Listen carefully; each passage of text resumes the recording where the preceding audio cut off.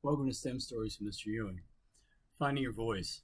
This is the fourth installment of how we work to create a better virtual learning environment during that magical unicorn year that we're getting ready to walk into, actually, that we've been in since about March 2020.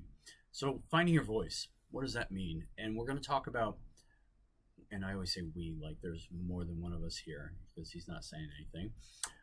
Finding your voice, but also finding your platform. And that's super important as we navigate through this change. So the first thing I want to say is be authentic. And I know this is a word that we've thrown around for a very long time, but during this time, more than ever, is this important. Be you. Be the most authentic you as possible. Making and putting out work that is provided by you, being you, is the best connection you can make with your students. It's going to create a release of those oxytocin and dopamine and serotonin levels are going to elevate in your students. They are going to be so much more engaged than you providing lessons that are not created by you, being the most authentic you. So while I think other video platforms and everything are super important that we integrate with our lessons, they are not a replacement for you being there for your students, whether it's live or recorded. Be you. And if you're one to put on costumes and have fun, which is something I love to do it. And I can't emphasize enough what it means to be authentic, be genuine, be real, be bona fide, and be true to yourself. Don't force yourself to do things that you wouldn't normally do in the classroom. Don't try to be someone you're not. If you're the funny teacher, be the funny teacher. Don't take that out of the work you're doing. Your students expect it. And if you're up there and you're just like, well, today, and you're not doing this, they're not going to engage. They're not going to feel it. If you're not feeling it and you're not having fun and you're not being that crazy teacher, they're going to know. I love this picture, by the way.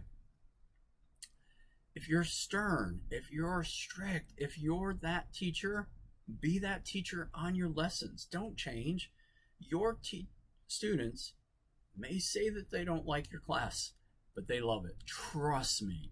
Some of the strictest teachers I ever had were some of my favorite classes.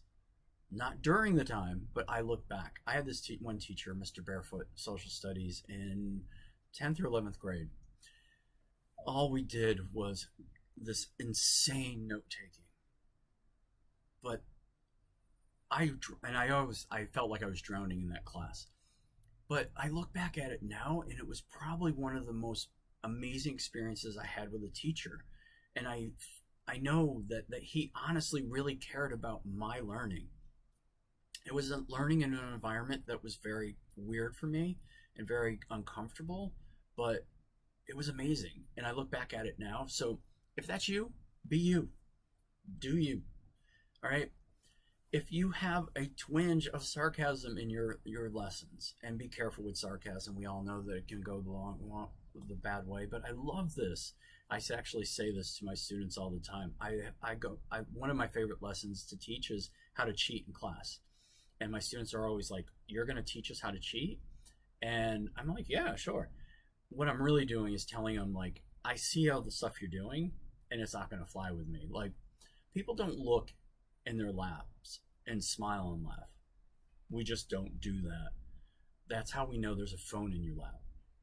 Or when someone passes a note and they do this, I mean, it's just not things that humans do. So if that's you, be you. Again, just be you. Don't change. Don't feel like you have to change. Don't feel like you have to be something you're not. Be that person that you are every day in that classroom, in that building, in life. Be authentic.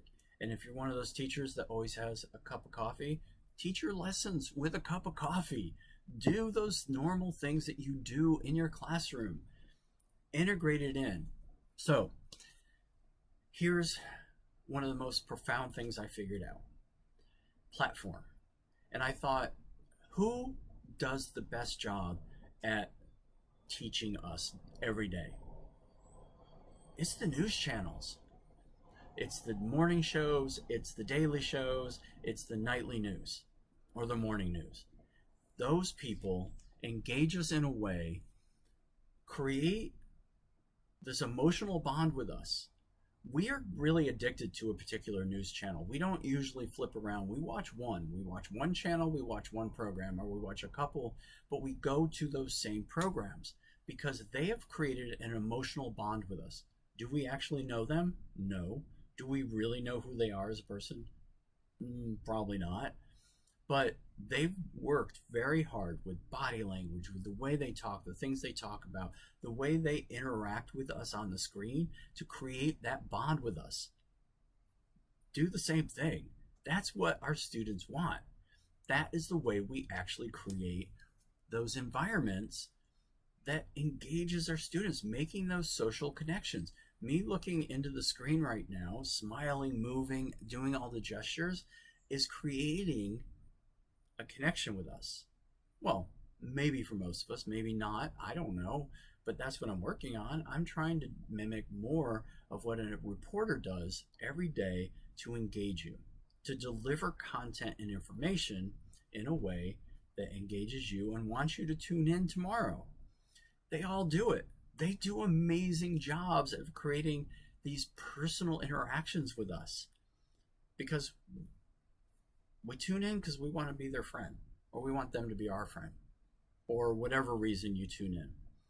I mean, I'd love to go hang out with all these people, so call me, or call me on that side. But do it. That, mimic them, watch their body language, look at the way they engage in the camera. They talk to each other. If you have a teaching partner, do an online meeting and record it with both of you guys on the screen. Interact like co-anchors of a news channel to deliver content. That's what we need to do to best engage our students in this kind of environment. You have to mimic the people that do it best. And I think personally, as I kind of brainstorm and searched, newscasters are the ones that do it best. So recreate it. And I know doing live lessons is hard for a lot of us because one, it's very uncomfortable. Two, not all of our learners are online at the same time. So yes, we need to be doing live lessons. It's super important, but record them. And if you're not comfortable with live lessons, first ask yourself why. My guess is, like me, I don't like to hear my voice. I don't like to see myself on video. But by creating all these videos, I've become really comfortable with it. And actually, the interactions I had with my students live were so amazing. It was powerful for them, but it was really powerful for me to make those connections and see them. And they really, really want you to deliver the content, not other videos. Now, yes, those videos out there are super important to support what we're doing, not replace it. Very, very, very important. Again, if you're that teacher, be that teacher. If you're this teacher, that teacher, this teacher, be it. Don't try to be something you're not. If anything we know, our students can read through us in a second. And if you're trying to be something that you are not, they're going to know it. So find a platform. Find your voice. I will tell you very quickly, I use Prezi Video. I find that it mimics the outline or the layout of a nightly news program. And like I said, I can flip through different screens like they can as well. I really like this platform. Find your platform. It's super important as finding your voice and how you deliver content. Don't deliver flat content. If you're going to be online, use a platform like this and be able to be the center of the learning and let the whatever you're delivering over here. I like this so I can actually bring it up to the full screen and bring it back in. So I still get to see be the focus and still allow them to feel that it's an integrated piece of learning. So Practice, experiment, push yourself outside your comfort zone, but find your authentic voice.